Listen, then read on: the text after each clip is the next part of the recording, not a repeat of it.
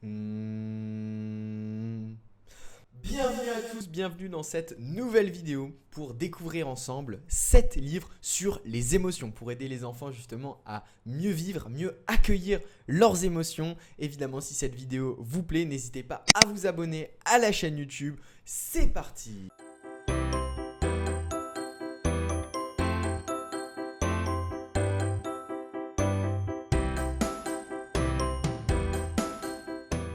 Premier livre qui va plaire aux petits et aux plus grands, c'est le livre La famille Blaireau Renard, les émotions des enfants.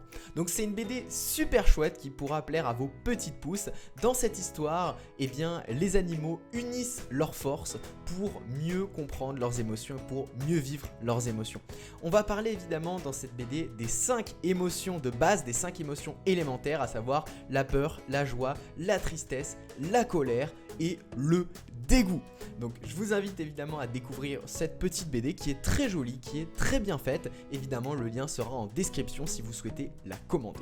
Deuxième livre de cette série que je recommande à toutes les petites pousses, c'est le livre Dans mon cœur et dans ma tête, mes émotions de Libby Walden et Richard Jones.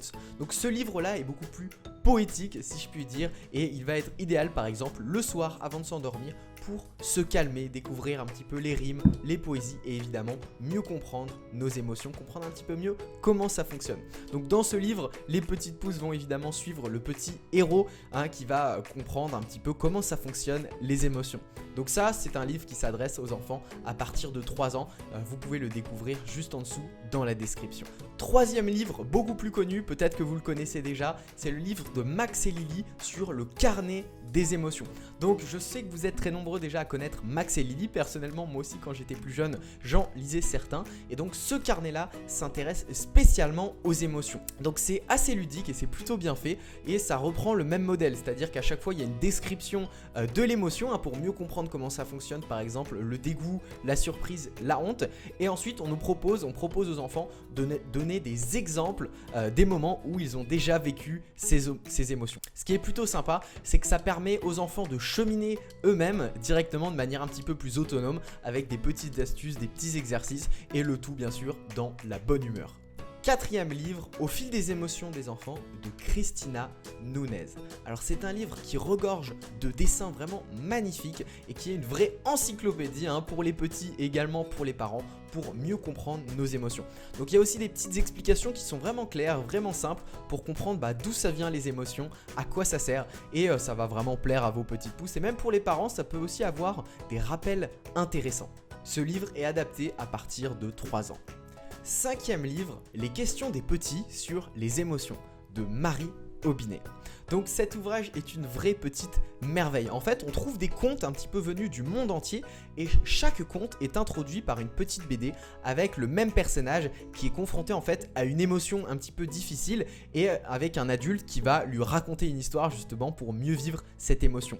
C'est vraiment intelligent, ça permet de prendre du recul justement sur nos émotions avec des petites histoires qui sont à la fois amusantes et agréables à écouter et en même temps d'apprendre des choses vraiment utiles et de suivre ces petits personnages qui sont très attachants. Ce qui est intéressant aussi avec ces petites histoires, c'est que ça parle aussi à l'inconscient, que ce soit l'inconscient des adultes et des enfants, et bien les histoires ont vraiment ce pouvoir-là de parler à notre inconscient, contrairement à certains ouvrages sur les émotions qui sont peut-être plus pragmatiques, plus scientifiques. Là ici, il y a de la place pour la poésie, pour les rêves, et ça peut nous permettre d'apprendre de manière un petit peu différente. Sixième ouvrage, ou plutôt sixième carnet, c'est les cahiers Filozza sur les émotions. Alors Isabelle Filozza, on ne la présente plus, spécialiste de la parentalité et de l'éducation bienveillante qui a été plébiscitée sur de nombreux médias. Et bien alors, elle a créé en fait une sorte de série de carnets et donc là elle nous propose un carnet spécialement sur les émotions.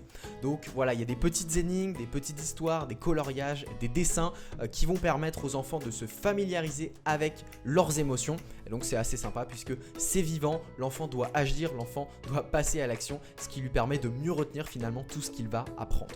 Il y a également une partie pour les parents avec des petites astuces, des conseils, des petits exercices qui vont aussi permettre aux parents de progresser, de mettre en place des choses dans leur quotidien. Donc voilà, comme ça tout le monde est content, il y en a pour toute la famille et ça va démarrer à partir de 5 ans. Septième et dernier ouvrage de cette liste, c'est un roman cette fois qui s'appelle « Y en a marre de la peur » d'Arthur Ténor.